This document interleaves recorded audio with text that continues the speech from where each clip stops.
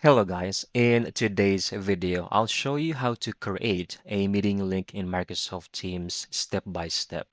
Let's begin. First, make sure you have the Teams application installed on your PC. Once installed, go ahead, open it up, and log into your account. On the left-hand side, click on Calendar right over here. Then on the top right corner, press Meeting.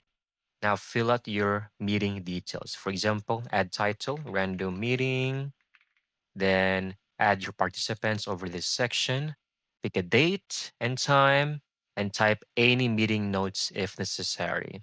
Once everything looks good, hit send or save on the top right corner over here. After sending, you will see a copy button appear. Click that and your meeting link is now copied to your clipboard. You can paste it anywhere. For example, I'm going to open a notepad, okay?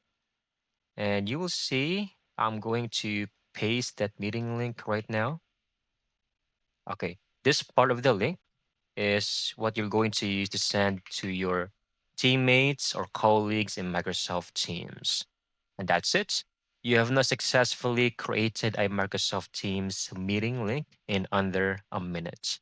I hope you found this video very helpful.